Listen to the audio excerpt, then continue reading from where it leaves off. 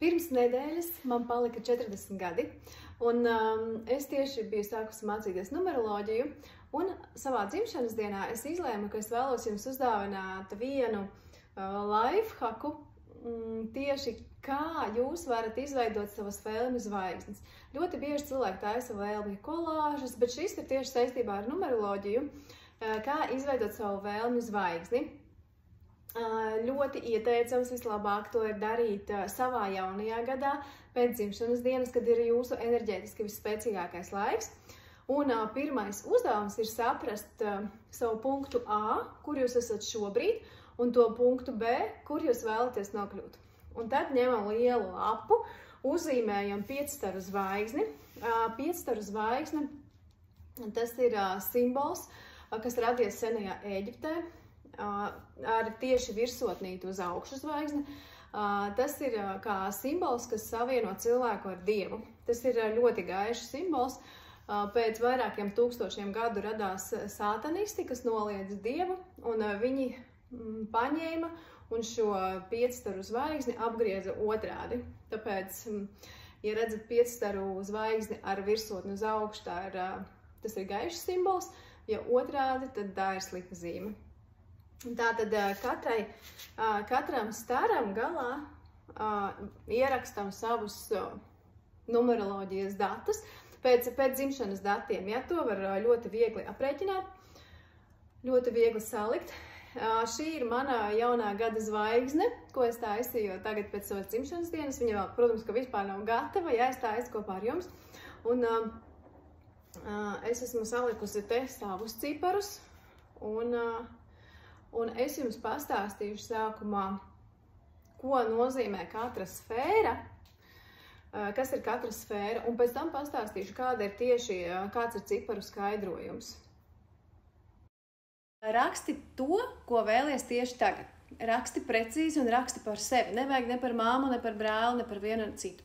Tātad šeit iet iekšā visas apmācības, ceļojumi, braucieni, jauni iespaidi, emocijas, apkārtējā vide, jaunas iepazīšanās, hobiji, kas nav saistīti ar sportu, jo sports mums būs citā sfērā pie veselības.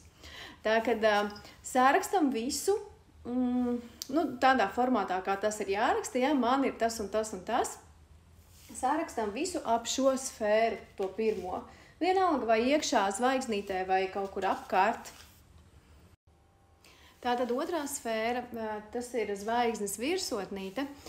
Tā sfēra ir par garīgumu.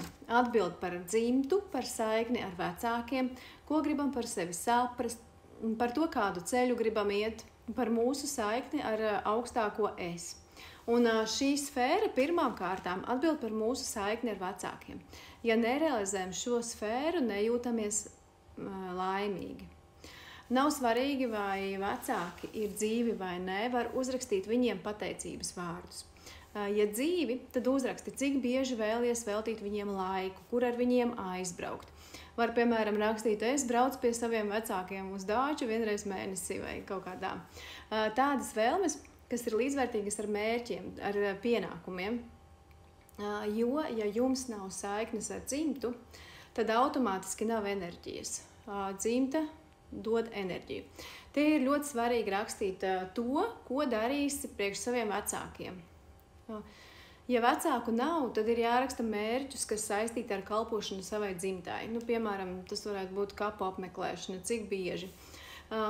Te rakstam pateicības vecākiem. Visu, kas jūs ar viņiem saista. Tas var likties dīvaini, bet ja dzīvē nav garīguma, vienalga, lai cik veiksmīgs un bagāts cilvēks jūs būtu, jūs nekad nebūsiet laimīgs. Zvaigznes trešais trīsstūris, tā ir nauda. Sfēra, kas visus visvairāk interesē. Te mēs rakstam to, ko vēlamies sasniegt statusā, karjerā, visu, ko vēlamies sev nopirkt šajā dzīvē. Te ir viss materiālais. Visas dāvanas, ko vēlaties kādam uzdāvināt, cik vēlaties mēnesī pelnīt, visas mašīnas, dzīvoklis, viss iet trešajā trīsstūrī. Tad ceturtais trīsstūris, tās ir attiecības. Šī sfēra atbild par bērniem, par viņu dzimšanu, par kāzām, par bildinājumu, par laimīgu laulību, par laimīgām attiecībām. Te jūs varat rakstīt visu, kas uz to attiecās, visu, ko jūs vēlaties sev. Ja? Te ir arī var rakstīt, kādas dāvanas vēlaties saņemt no otras pusītes, ja? Visu, kas attiecināms uz attiecībām. Var rakstīt, ka vēlaties atrast savu mīlestību, vēlaties dzemdēt veselu skaistu bērniņu, vēlaties skaistas kāzas okeāna krastā, ja? Pilnīgi, nu, izvēlaties, ko vēlaties. Nu, un pēdējais 3 stūris, tā ir veselība. Par skaistumu, par enerģiju, kā vēlaties izskatīties, kādu vēlaties sev ķermeni, kādu sajūtu vēlaties dabūt, kā to vēlaties dabūt. Piemēram, gribu iet uz dejošanu, nodarboties ar sportu, lai iegūtu slaidu, veselīgu sportisku augumu. Vai vēlos uztaisīt organisma check-upu, nu tā kā veselības pārbaudi. Vai vienkārši ir jāraksta vēlmes un uzreiz instrumenti un viss, kas attiecās uz ķermeni. Vēl tāda niansīta, nerakstiet neslimot, tas ir slikts vārds. Ir jāraksta vēlos būt vesels vai es esmu vesels. Zemapziņa ļoti labi uztver šo vārdu, tas ir labs vārds. Te var arī rakstīt atbrīvošanos no kaitīgajiem ieradumiem. Kuram aktuāli var rakstīt šeit visas plastiskās operācijas, jo tas tā kā skaitās kā skaistums. Vienīgi, ja dzimšanas datos ir 6, tad nesteidzieties ar plastiskajām operācijām. Tad zvaigznes vidū ielīmējam savu fotogrāfiju. Tad, kad viss ir sarakstīts, tad tā kā attiecīgajās vietās pa tēmām, ja, kas attiecās uz tām vēlmēm, salīmējam bildes vai no Pinteresta izdrukātas vienalga, vienkārši, lai ir tā kā sajūtas rakstot, lai ir rakstīts ar roku, un plus vēl, lai ir vizuālais. Un vēl nevajag baidīties savas vēlmes parādīt citiem. Ja jūs kaunaties tās rādīt, tas nozīmē, ka jūs baidāties tās rādīt pasaulē. Kā tad visums pasaule jums to var piepildīt, ja jūs baidaties, lai to visu redz citi cilvēki? Bet ir viens bet, maza niansīte. Viss ir skaisti, bet ir arī noteikums. Jebkura vēlme tiek uz kaut ko iemainīta. Ir tāda frāze, ar ko tu esi gatavs maksāt par savu vēlēšanos. Visvienkāršākā apmaiņa mūsu dzīvē ir enerģija. Ir cilvēki, kurus mērķi iet ar lielu piepūli. Viņi par to maksā ar savu enerģiju. Un kad enerģija beidzas, tad viņi maksā ar veselību. Ir cilvēki, kuri par savu vēlmi maksā ar naudu. Viņi vienkārši iet un nopērk un tādā veidā piepilda savu vēlmi. Bet arī nauda ir nopelnīta atdodot enerģiju. Tātad visam, ko tu vēlies, vajag enerģiju. Un tavs veiksmes kods ir tavs enerģijas avots, caur kuru šī enerģija gan nāk, gan bloķējās. Numeroloģijā ir 9 bāzes cipari, un tie dod mums uzdevumu. Gan dod, gan bloķē resursu.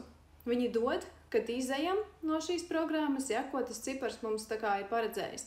Bet bloķē resursu, kad mēs neizējam no šīs programmas, ka mēs tur maļamies visu laiku. Arī tad, kad mēs nezinām vienkārši, kas šī ir par programmu. Ja? Un šie cipari 9 ir numeroloģijas bāze. Un es jums pastāstīšu, ko katrs cipars jūsu zvaigznē nozīmē, katra cipara skaidrojumu.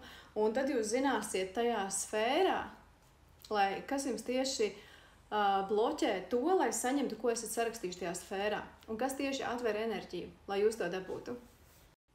Tātad, ja tavā zvaigznē kādā no virsotnēm ir cipars 1, tad tavu vēlmi piepildījumu bloķē kontrole, hiperkontrole, kad tu centies pieķerties visam klāt. Tu skaties, kā dzīvo bērns, ko ēd vīrs, ko mamma, ko vecmāmiņa, kas darbā, kurš kā strādā. Tu vienkārši neproti atslābināties, un kontrole traucē atnākt tam vēlmes piepildījumam. Hiperkontrola ir jūsu vislielākā problēma, ka neliekat mērķus, neturat solījumus, un tas arī paņem to enerģiju, kas bloķē šīs sfēras vēlmi piepildījumu, tur, kur tas vieninieks atrodas. Ja? Kas varētu atvērt šo enerģiju? Tā varētu būt atslābināšanās, deliģēšana, kontroles atlaišana. Tas viss dos lielu enerģijas pieplūdumu. Ja tavā vēlmi zvaigznē ir 2, tad tev enerģiju atņem atkarība. Pārāk stipri piesienies, piekabinies, ir īpaši attiecībās, un neko citu neredzi.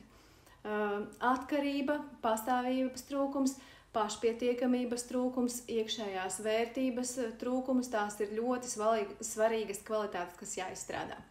Ir svarīgi nesalikt ar otru, lai katram ir sava dzīve un savas intereses. Enerģiju dod piedošana ienaidniekiem, tuviniekiem, radiem. Tas dod enerģiju, jo divniekam ir tieksme savus aizvainojumus ļoti ilgi paturēt atmiņā.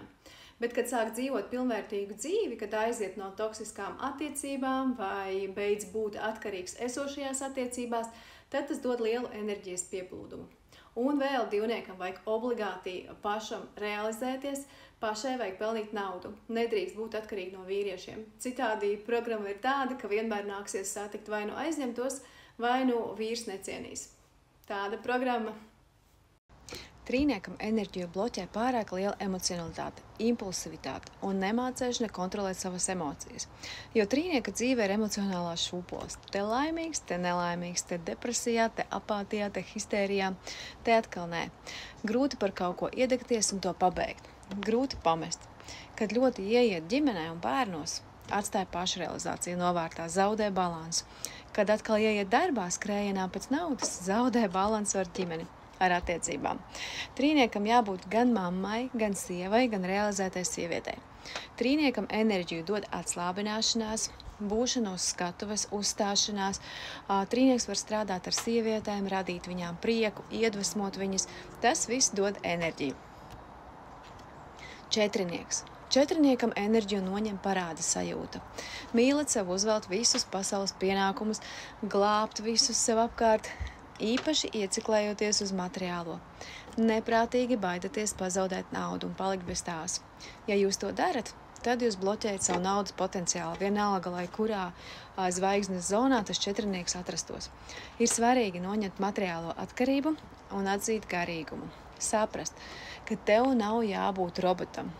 Tevī ir ļoti daudz vīriešu, vajag pāriet uz sievietes pozīciju. Četriniekam enerģiju dod sievišķības, viegluma izstrādāšana, atbildības noņemšana un beigt glābt savu vīrietu un visus pārējos pasaulē. Piecinieks. Pieciniekam enerģiju bloķē fokusa trūkums. Negatīvs pārādums uzreiz ķerties klāt pie visa un uzreiz. Visādas apmācības, visādi kursi un nekā beigās. Vajag fokusu uz vienu darbību. Izdari un tad sāc jaunu.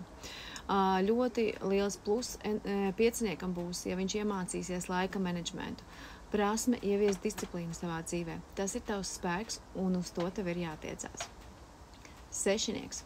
Sešiniekam enerģiju bloķē sajūta, ka neesi pietiekoši labs, ka ar mani kaut kas nav tā, vajag sevi uzlabot, mainīt gan iekšēji, gan ārēji. Vēl sešinieku bloķē attiecības. Kad attiecībās viss ir slikti, tad arī pārējās sfērās. Sešiniekam izaugsme un enerģija ir veselīgas un laimīgas attiecības. Kamēr nesakārtosi attiecību sfēru, visas pārējās sfērās arī nebūs izaugsme. Septītnieka mīnus. Patstāvīgs skrējiens, dzīšanās, ātrāk, augstāk, stiprāk. Kad septītnieks cenas, viņam nepietiek dzīves enerģijas. Viņš sāk maksāt ar savu veselību. Ļoti svarīgi septītniekam ir iemācīties piebremzēt, iemācīties ieviest dzīvē disciplīnu, sistēmu, kārtību. Liels bloks septītniekam ir saistīts ar atkarībām. No kafijas, no šokolādēm, no cigaretēm, no alkohola. Vienkārši septītniekiem uz to ir nosliece, bet tas bloķē viņu enerģiju. Tātad, kas dod enerģiju septītniekam? Patstāvīgs sports, veselīgs dzīvesveids, jābeidz cīties. Atslēga uz naudu un vēlmi piepildījumu, tas ir atkarīgs, kur tas septītnieks jūsu zvaigznē atrodas. Astotnieks. Galvenais bloks ir tajā, ka ir sāsināta taisnīguma izjūta. Tev nav taisnība, tev ir. Tas ir godīgi, tas nav. Tu mani piemānīsi, es tev neusticos un tā tālāk.